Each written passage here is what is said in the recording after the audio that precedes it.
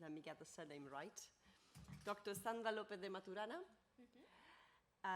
who holds a PhD in literary studies by the University of the Basque Country with a thesis on the challenge of the contemporary theatre director bringing King Lear to the stage. She also studied at the Royal Academy of Dramatic Art in London. It is precisely in the UK where she developed a large part of her career as a director, working for companies such as the National Theatre, Royal Shakespeare Company, Royal Court, Young Vic, Royal Opera House, and collaborating as an associated professor in universities such as Montview, GSA, or Italia Conti. Thank you very much. Thank you for being here. I'm going to speak about how to explore the metamorphosis of Danae on stage. And this was part of a practice-based research that I did in collaboration with the London College of Fashion, which is part of the University of the Arts in London, specifically with the MA in Costume Design for Performance. And the showcase, our results, were portrayed as part of the presentation at Sadler's Wells Theatre in North London.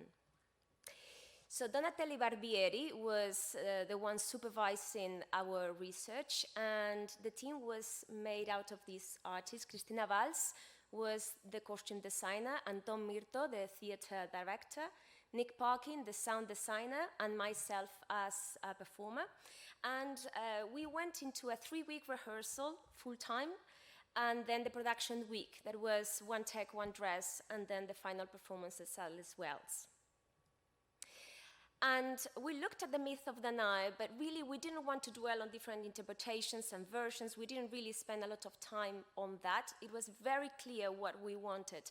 We wanted to narrow it down and to focus on Danae as a woman and all the changes that she goes through. A young woman who is imprisoned, who receives the golden shower of Zeus, who gets pregnant from a person that she didn't choose, and then gives birth to Perseus. So basically, we wanted to focus on all these changes, in all these transformations that she goes through.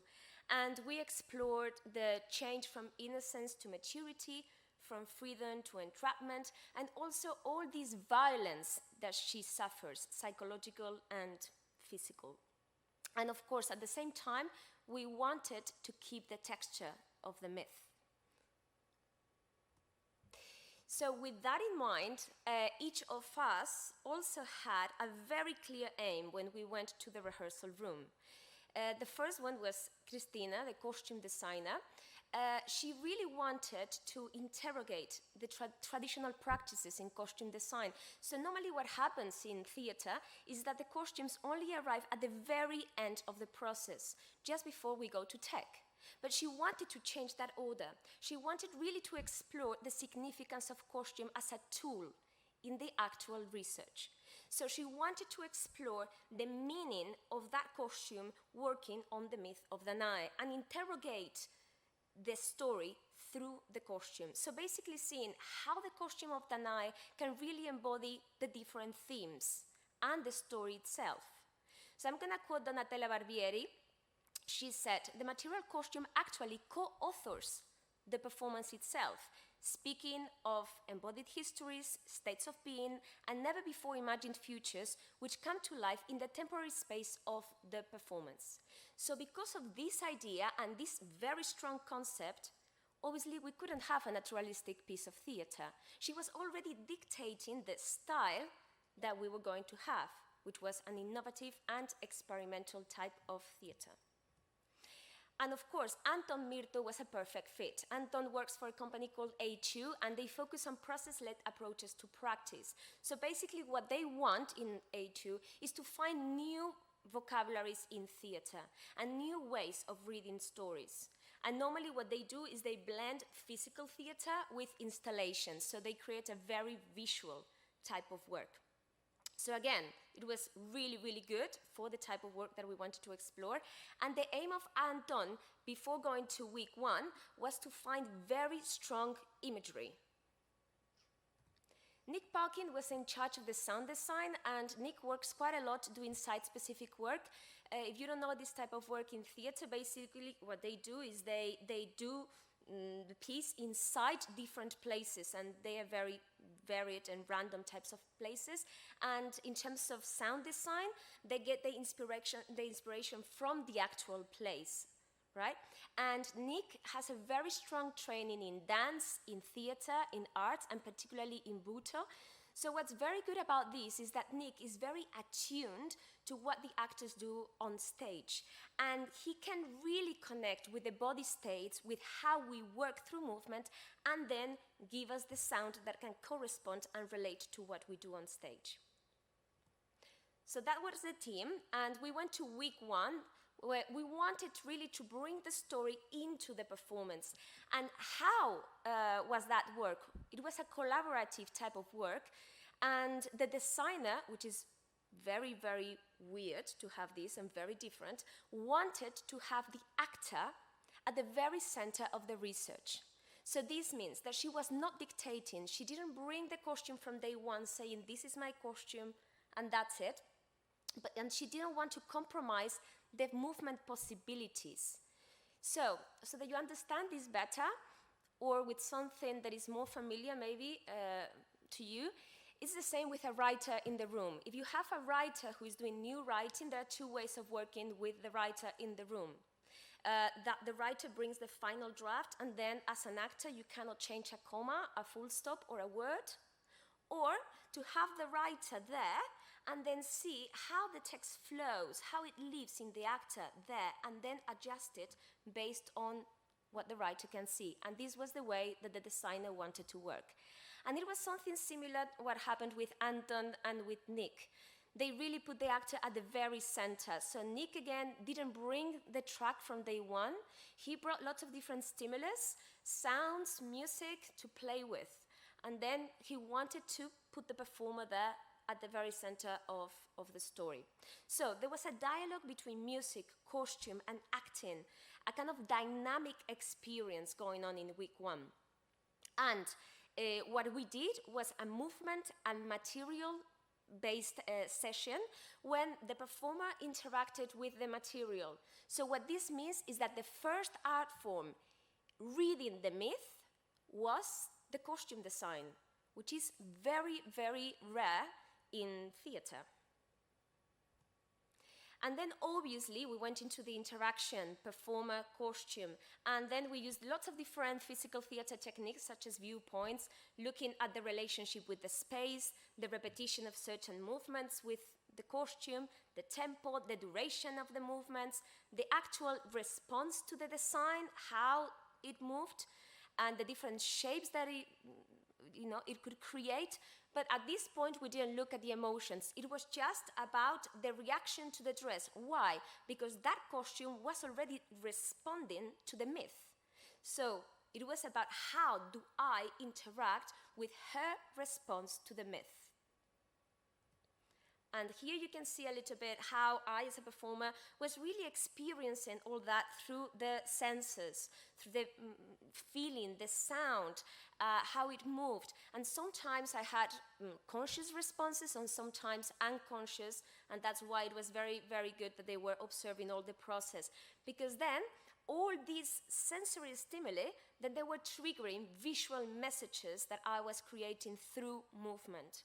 So as you can see, what was very innovative is that the costume was the one initiating the movement. We were not creating the choreography. So the chain was costume, performer. Then Nick came with the sounds and with the music. And at the very end, which is the opposite of what normally happens, the director started giving shape to everything to give sense to that. Everything was filmed, so basically we watched everything, and that's how Anton could just give form to everything. And what was very interesting is that at the end of that week, the costume and the body started to become one.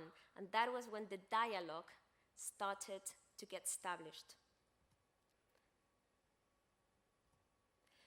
So at the end of the week, what we achieved were some anchor points for Anton and myself, visual images. For Nick, he had a clear psychological landscape, and Christina saw the needs for the design in order to allow movement. For example, we saw, well, that we needed a lighter fabric, or that a fabric that allowed the light to get through, and also that we needed two main parts through costume. One to represent the chamber when she's imprisoned, and the other one, the actual dress. So then with that, we went to a fit-in in order to investigate, to research how to create the chamber. We didn't want to use set design. We wanted to explore how can I create something through costume that it can show that it's a tower, but at the same time convey the emotion that Danae has of being trapped. And obviously the audience needed to see the performance. So that's how we ended up in a kind of gauze, right, that allowed the light to go through. We also kept exploring different materials, different fabrics, especially because we needed to create different shapes for all these transformations. So, for example, so that the cloth didn't break, we played a lot there in the fitting to find the actual fabric. And then we went to week 2. Week 2 was the week of creating sequences, and for that we did improvisations based on different themes that appear in the story: entrapment versus freedom, innocence versus maturity, and the different transitions, different moments in life, being a baby, being a young person, being an adult, just to find the resonance in the body, because we needed to show all these changes in Danae. And we also looked at very key moments in the story, such as her isolation in the tower, the impossibility that she has to escape, and we played a lot seeing her as a little trapped animal, and then the violence of receiving the golden shower. And in week 2, the costume arrived. As you can see, the costume could stand still on stage. The costume became a character. It became a visual element that was not passive at all. And we wanted the costume to have a voice on stage. So what we did is we had stage left the actual tower, and then we had stage right the costume standing still while the performer was still in the tower. Why? Because with the dim light, the audience could see the actual costume, and it was like the oracle, that something already saying this is going to happen at some point. So we started giving voice to the costume. And obviously, with the cloth, the design was reflecting everything that Danae is, the playfulness of being so young, and also this kind of fantasy element, as you can see in the actual fabric in the honeycomb panel. And the aim here in week 2 was really to engage with the material, deepening more into the emotional responses, and the same with the music, to amplify the elements that Nick had already found the previous week. So by observing everything, they started documenting all this interaction. And we found different sequences, and in each sequence we also had sequences of emotions. And we started owning them and traveling them and digging into them. For example, when she's in the tower, the moment of the confusion, that was reflected movement-wise through turns and spins and going faster and faster into this confusion. What am I going through here? Why am I here? Then the disbelief, how can my father have done that? The realization that this was going to be it, that she was going to stay in the tower. The struggle to get out, the anger, the desperation, the frustration, the helplessness. So as you can see, moving through very different emotional states. And then fear, the golden shower is coming. So that was, for example, part of one of the sequences. And here we were exploring all that. And for this part, we used a little bit of Buto. I'm not going to speak a lot about Buto. In a couple of weeks' time, in the Jornadas de Investigación Teatral, I will speak more in depth about it, because we only used it here in a little part. But basically, Buto appeared after the Second World War, and what is very interesting is that it's an exciting theater movement technique to explore the soul and to convey it in a very raw way. It subverts all the ideas of beauty because it shows everything that is grotesque. Stillness, tics, distortions, plays with the taboos. So it's very, very exciting when you want to show the darkness of certain characters. And for example, here to show that she was trapped and the frustration and anger, we used this technique. So that was one of the sequences. Another sequence was going from being trapped in the tower to being trapped in the pregnancy. So we called it from one cage into another cage. And there, in the moment of violence, appeared, the golden shower. So that was also a big sequence to explore.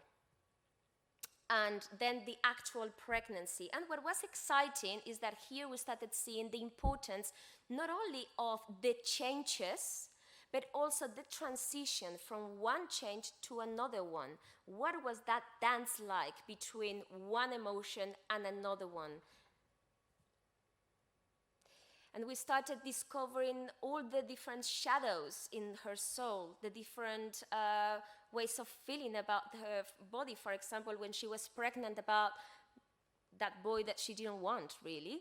At the same time, feeling the love for him, but trying to get away from that. How she connected with her body, with a body that she didn't recognize anymore. And even her identity, what about her thoughts? We started to explore all that. Maybe sometimes feeling herself as a monster because of wanting to get rid of that baby, and other times still a child trying to play. Moments of trying to run away from herself, trying to get out of that chamber and not being able to do so, or even trying to disappear. And here you can see how useful it was that Cristina changed the fabric of the actual costume to be able to be really, really, really small and be able to show that. So as you can see, I'll play that in a second.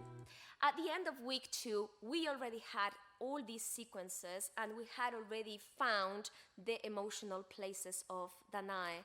And also Nick had managed to create the track. And what I want to do now, it's a little thing with you. I want you to close your eyes when I say go, not before.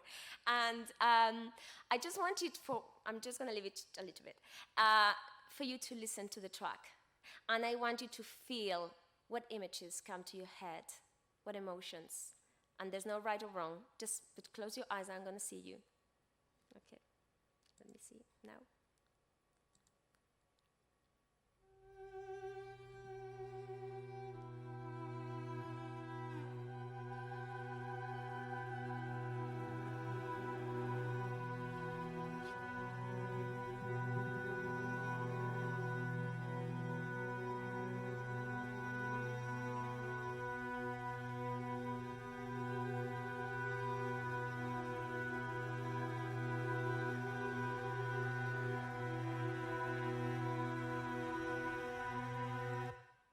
Okay, so just a little bit, because of time I cannot show you more, but later on, if you want, you can share that with me. And then we went to week 3, and basically what we did is put all the pieces together.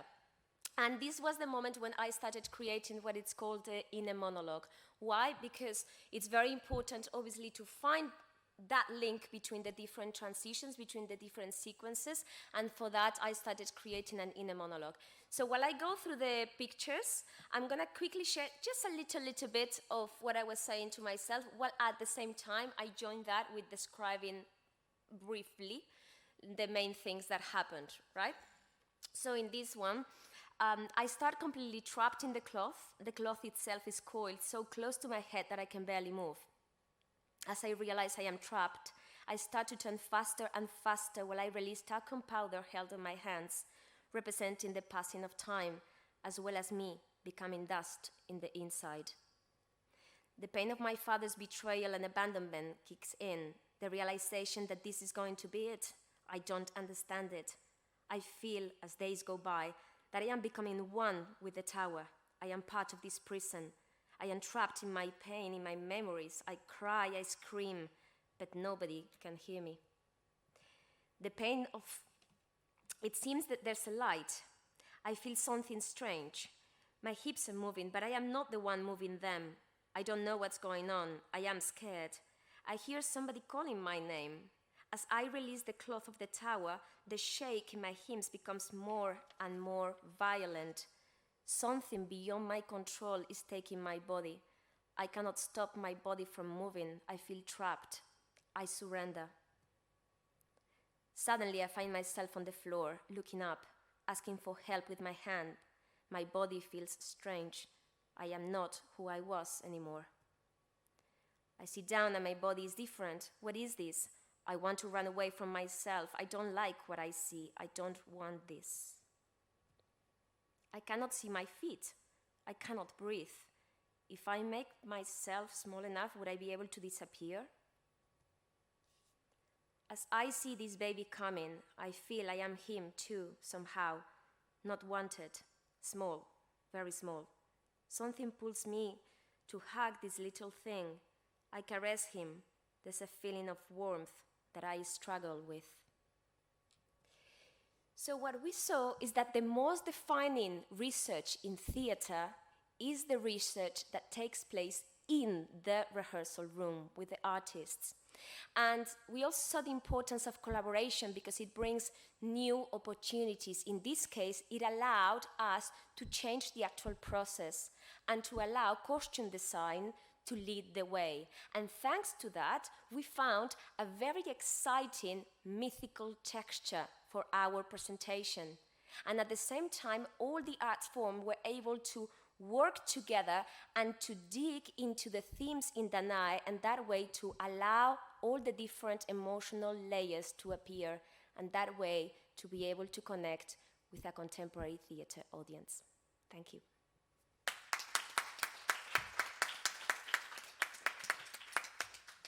Thank you very much. And now Maya will join us.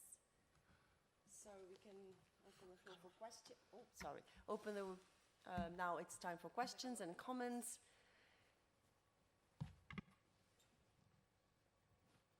Anyone? Oh, yes. So, sorry, I will need maybe your assistance if you're so kind. I think actually Nola is the expert. I need to press the red button. Yes, it's on. It's on. No. Hello? No, it's not. Haha. No, it's on. It's on. Hello? Oh, yes, it is. Well, I have like two questions. Well, I just wanted to say in the case of Enola's presentation that, well, it was really interesting. And when you were talking about Edward and how he decides to change his ways after seeing what happens with, well, with how it was called, yeah, the homunculus, the father, yeah. It reminded me of what happens in Frankenstein, because I think that the whole story of Frankenstein is like a cautionary tale, no? Because in the end, the narrator, at first at least, is Frankenstein, and he's talking about his story that he was using alchemy in order to transgress nature and be capable of creating life. And in the end, he's telling his story to Robert Walton, I think that he was called, so that he can convince him to not proceed with his pursuit of colonization and transgressing nature in the pole. So, yeah, I just wanted to say that it reminded me of that, and thank you very much. And I wanted to ask the presentation about Danae and so on. It was really interesting. And I just wanted to know which were the sources that you used in order to perform this. Yeah. You mean the textual sources, Sorry, could you please? Thank you. the literary sources. Well, as I said at the very beginning, we were not that interested in spending lots of time on that. So basically, that was something like very short part of the process at the very beginning. And it was basically what we did was we did it through a theatrical process that is just getting lots of text, really nothing that has to do with the academic way of doing it. Basically getting the different texts, reading them and seeing the resonance of the different options in the bodies. And from there, getting our responses, especially using Buto, the technique that I told you before. And by watching our responses to that, choose the one that resonated with us. So basically, it was a very much a kind of theatrical kind of response instead of, thinking about it in the traditional way. Yeah, so thank you very much.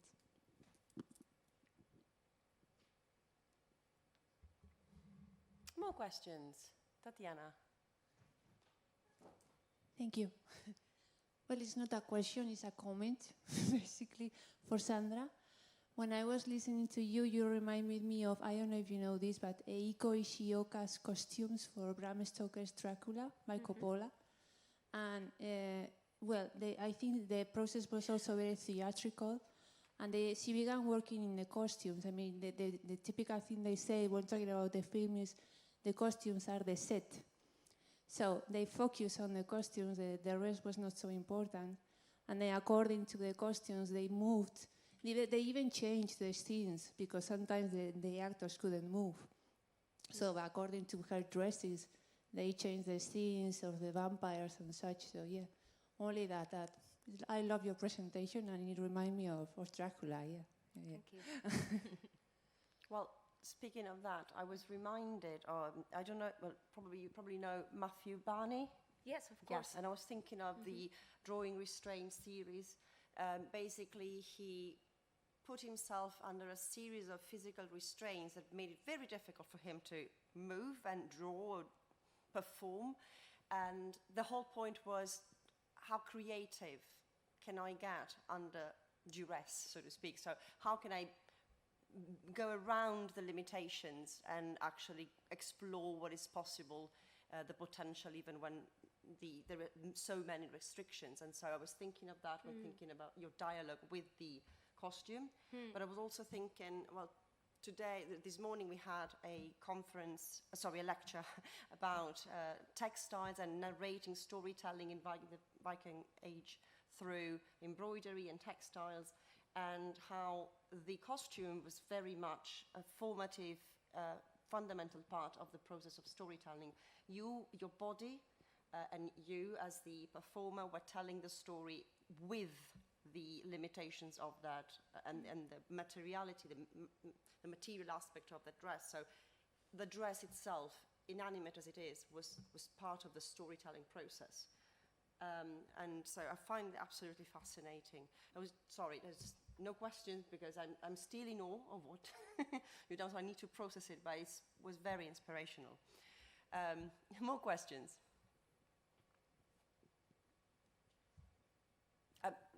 So she goes first and then... Yes. Oh, sorry. Well, first of all, thank you to the three of you for your wonderful presentations. I really enjoyed them a lot. But I have one question for Nola,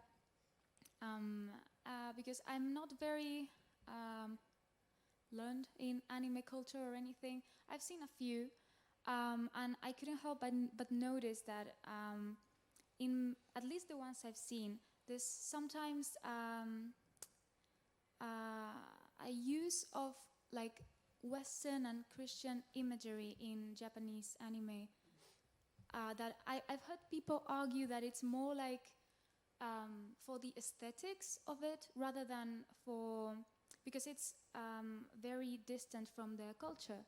So I've heard people argue that it's sometimes not as more symbolic reasoning behind it, but an aesthetic reasoning. So, for instance, in Death Note and Neon Genesis Evangelion, I don't know if you've seen them.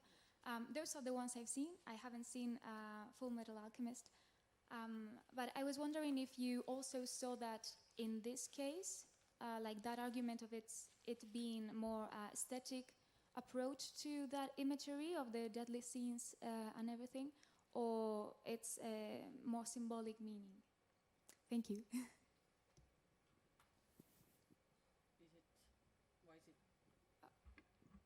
Yes, one at a time, I think. You have to turn the other one off. Yes. No. Thank you for your question. Yeah, I would say, I don't know if it's for the aesthetics. Maybe I would argue that as Japanese culture is something exotic or maybe unknown to us in comparison to maybe Greek mythology or Western European religions and culture, I would argue that maybe the reason why they use these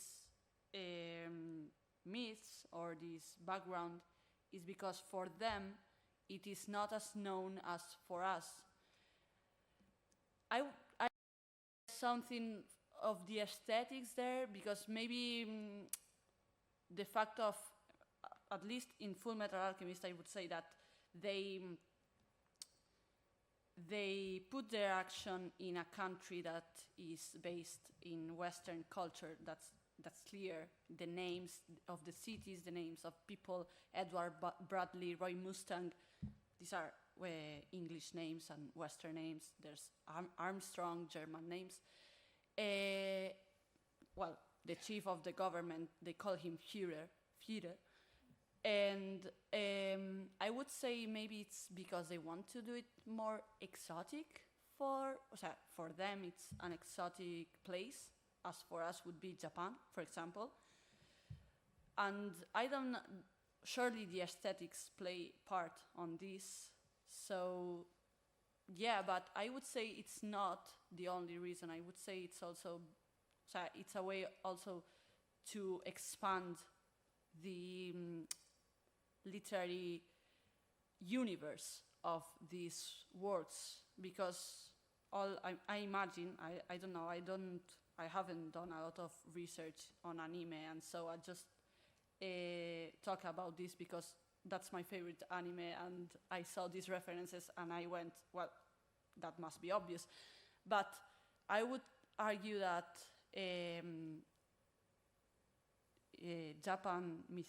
Japanese mythology is so explored in Japan that maybe introducing parts of Western culture and mixing them with Japanese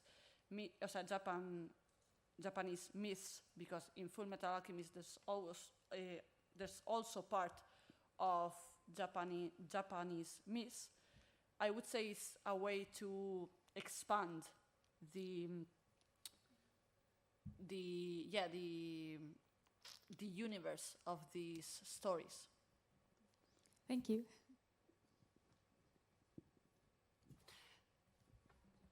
Oh, yes, very true.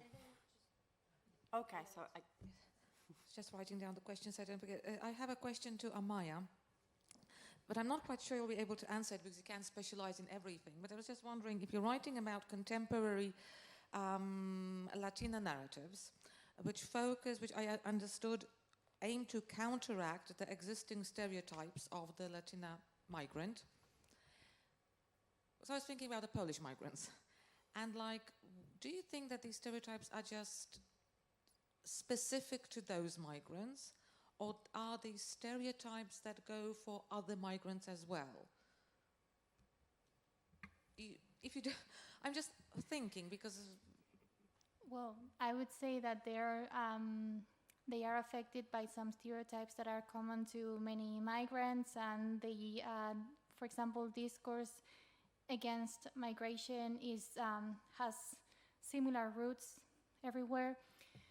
But at the same time, I think there are some, for instance, derogatory terms that are used particularly for those of Mexican origin, and I can think of the word, for instance, excuse me, this is politically very incorrect, but beaners or wetbacks and these kind of words, I would say they are pretty specific and tied to the Latinx community.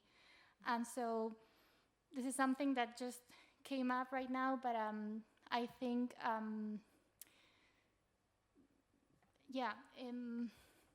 there are many stereotypes that are common to all migrants, but in the US, and particularly with the historical relations between the US and Mexico, there are many other stereotypes which affect Mexicans, and then to a greater extent Latinxes, because that's another stereotype on itself, that all Latinxes are of Mexican origin, right? So yeah, I would say there are both of them.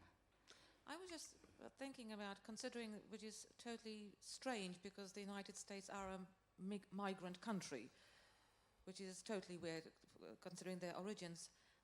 Are they against all migrants by definition, or are they specifically against these migrants? Oof, I have to say you're asking pretty difficult questions. Yeah, tough questions. Oof. there are many discourses, and I wanted to focus on legal changes because I think that's key to understand migration in the US. Nowadays, there are many people who say, oh yeah, my family migrated to the US, but they did so the right way. But what is the right way nowadays when there is no legal path for many, or a path that may take up to 20 years, right?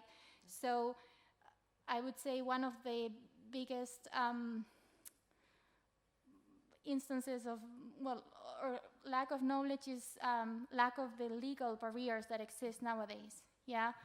And